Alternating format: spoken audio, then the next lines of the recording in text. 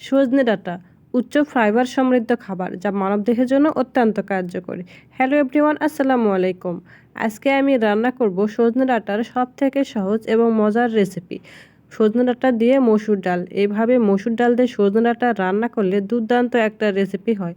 গরম গরম ভাত, রুটি, পরোটা যে কোনো কিছুর সাথে এই রেসিপিটা অত্যন্ত মজা করে খাওয়া যায়। যারা সজনে ডাঁটা পছন্দ করেন তাদের তো অবশ্যই ভালো লাগবে আমার আজকের রেসিপি। এইভাবে সজনে ডাঁটা রান্না করলে ভীষণ মজার রেসিপি হয়। যারা সজনে ডাঁটা খায় না তারাও এই রেসিপিটা একবার খেলে বারবার খেতে চাইবে। সো ভিউয়ার, চলুন মজার এই রেসিপিটি দেখে নেওয়া যাক। মসুর ডাল দিয়ে সজনে ডাঁটা রান্না করার জন্য আমি এখানে 4 থেকে 5টা সজনে ডাঁটা নিয়েছি এবং ডাঁটাগুলোকে কেটে ছিলে নিয়েছিলাম এবং পরিষ্কার করে নিয়েছিলাম। এবং আমি তার সাথে নিয়েছি মসুর ডাল। মসুর ডালটাকে আমি 1 ঘন্টার জন্য পানিতে ভিজিয়ে রেখে দিয়েছিলাম। তারপর আমি একটা পাত্রের মধ্যে দিয়ে দিব মসুর ডালগুলোকে।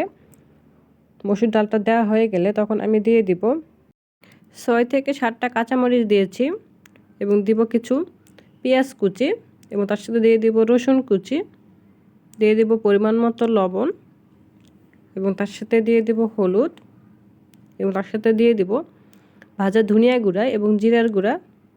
দিয়ে সবগুলো উপকরণ দেওয়া হয়ে গেলে দিয়ে দিব পানিটা পরিমাণ মতোই দিয়েছি। পানিটা দিয়ে সবগুলো উপকরণ একটু নাড়াচাড়া করে দিব।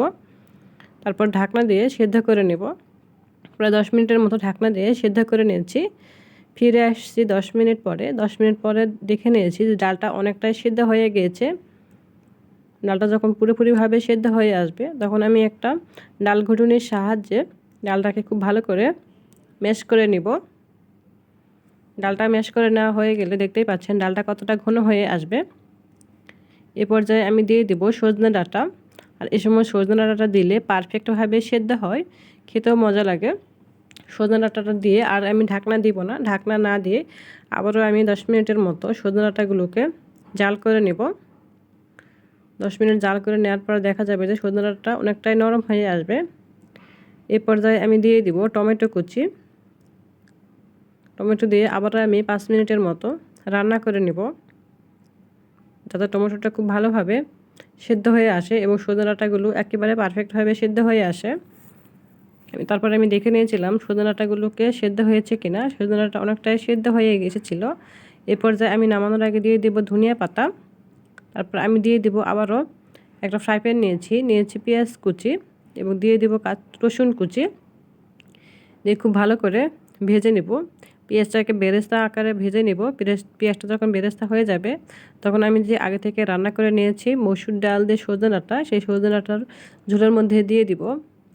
পেঁয়াজ বেরেস্তাটা দিলে এই তরকারিটা খেতে অত্যন্ত মজা লাগে, ভীষণ মজার একটা রেসিপি হয়। সো ভিউয়ার্স, দেখতেই পাচ্ছেন কতটা লোভনীয় হয়েছে মসুর ডাল দিয়ে সজনে ডাঁটা। আর যদি টমেটো দেওয়া যায় তাহলে তো কোনো কথাই নেই। তারপর আমি পরিবেশনের জন্য উঠিয়ে নিয়েছি মসুর ডাল দিয়ে সজনে ডাঁটার অত্যন্ত মজার একটা রেসিপি। এইভাবে সজনে ডাঁটা দিয়ে মসুর ডাল দিয়ে গরম ভাত খেতে অত্যন্ত মজার। দুপুরবেলা এরকম একটা যদি মসুর ডাল থাকে বা সজনে ডাঁটার রেসিপি থাকে তাহলে অনায়াসে 1 প্লেট ভাত বেশি খেয়ে নেওয়া যায়। ভীষণ মজার একটা রেসিপি হয়। আপনারা যদি সজনে ডাঁটা এভাবে না খেয়ে থাকেন তাহলে অবশ্যই আমার রেসিপিটি আজকেই বাসায় ট্রাই করে দেখবেন। এভাবে সজনে ডাঁটা খেতে অত্যন্ত মজা লাগে। আর সো ভিউয়ার্স, আমার রেসিপিটি কেমন হয়েছে অবশ্যই কিন্তু কমেন্টে করে বলবেন।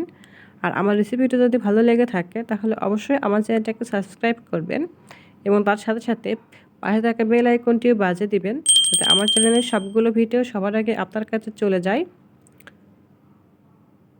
Thank you watching my video.